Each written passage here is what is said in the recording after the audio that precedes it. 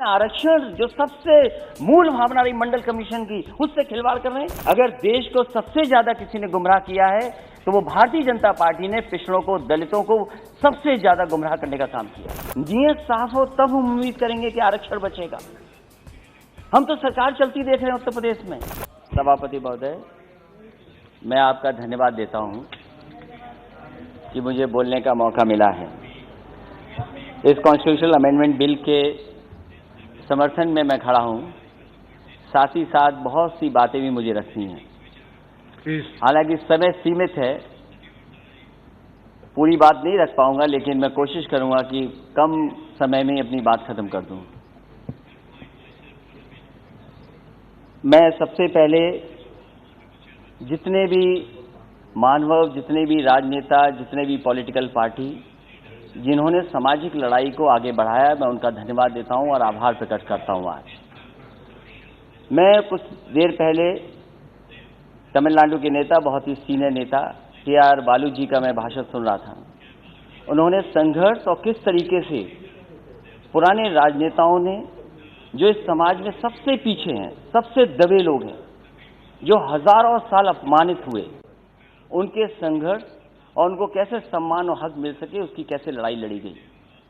मैं कई माननीय सदस्यों का भाषण सुना। हमारे बगल में बैठी हैं सुप्रिया सुले जी, उनका भी मैंने भाषण सुना। वो कह रही कि सरकार से वो कंफ्यूज हैं, क्योंकि सरकार के एक माननीय सदस्य कुछ कहते हैं, दूसरे माननीय सदस्य कुछ कहते हैं। ये तो सदन की बात है सभापति महोदय।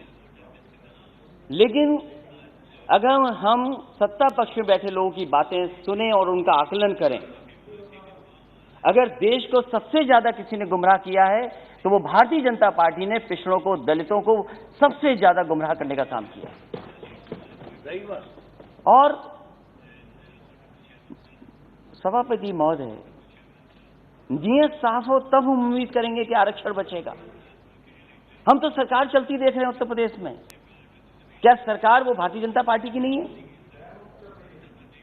क्या वो भारतीय जनता पार्टी के विचारधारा के लोग नहीं है? जहां तक आज कॉन्स्टिट्यूशनल अमेंडमेंट बिल की बात है, मैं दो बातें बिल्कुल साफ कहना चाहता हूं। हम सब स्वीकार कर रहे हैं, सदन के जितने भी सदस्य हैं, ये भी अच्छा है कि स्टेट्स को मौका मिल रहा है, वो अपने आप फैसला ले सकते हैं किन जातियों को ओबीसी में शामिल करना है। लेकिन क्या एक ही जगह पर जब तक आप 50% की कैप नहीं बढ़ाएंगे तो क्या ओबीसी को पूरा आरक्षण मिल जाएगा? आप एक ही कमरे में न जाने कितने लोगों को बैठाना चाहते हैं। आप कहते हैं इसी सदन में, क्योंकि ये लोकसभा छोटी पड़ रही है, हमें एक सेंट्रल विस्टा बनाना पड़ेगा, क्योंकि बड़ा सदन बनाना है हमें, सब आराम से बैठ सके। तो आप अपनी सहूलियत के लिए तो बना रहे हैं सेंट्रल विस्टा, लेकिन आरक्षण जो सबसे मूल भावना रही मंडल कमीशन की, उससे खिलवाड़ कर रहे हैं। कौन नहीं चाहता जाति जनगणना हो? माननीय सभापति महोदय, हमसे बेहतर किसी ने नहीं देखा होगा कि जातियों में नफरत अगर कोई फैलाता है तो ये भारतीय जनता पार्टी के लोग जो नफरत फैलाते हैं। मुझे याद है चुनाव मत भूलिए, इन्होंने चेहरे आगे किए, इन्होंने चेहरे आगे किए कि ये ओबीसी मुख्यमंत्री होंगे, ये ओबीसी मुख्यमंत्री होंगे, ये ओबीसी मुख्यमंत्री होंगे। लेकिन जब मुख्यमंत्री बना तो कौन बना? ये हर जाति के अंदर नफरत फैला दी इन्होंने। इसलिए हमारी मांग है सभापति महोदय, जब इतना कॉन्स्टिट्यूशनल अमेंडमेंट बिल लाया गया है, तो जो सबसे पुरानी मांग रही है कि सब जातियों को गिन लिया जाए। आज भारत में सबसे बड़ा मुश्किल काम यह है कि हर जाति ये समझती है कि मैं आबादी में ज्यादा हूं।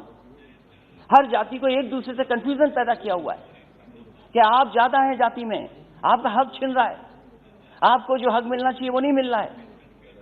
तो सभापति मेरी मांग है, इस समय जब इतना बड़ा फैसला सरकार ले रही है और जब इनकी सरकारी पिछड़ों ने बनवाई है, तो जाति के आधार पर जो कास्ट सेंसस है, उसके जो आंकड़े हैं कम से कम जारी होने चाहिए, क्योंकि सरकार ने हजारों करोड़ रुपया खर्च किया है। ये हमारे समाज की सच्चाई है कि जाति की सीमा के अंदर ही हम रहकर के काम करते हैं, उस सीमा से बाहर नहीं निकल सकते।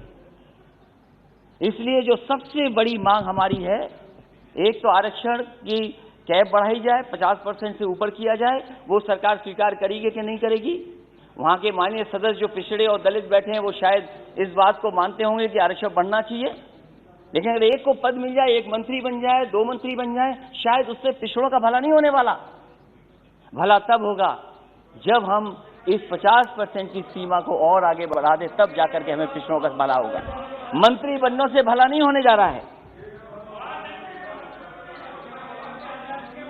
एमपी कितने भी आए हों हमारे, लेकिन अगली सरकार समाजवादी बनने जा रही है, और आप अगर कास्ट सेंसस नहीं करोगे तो उत्तर प्रदेश में समाजवादी पार्टी कास्ट सेंसस करके दिखा देगी।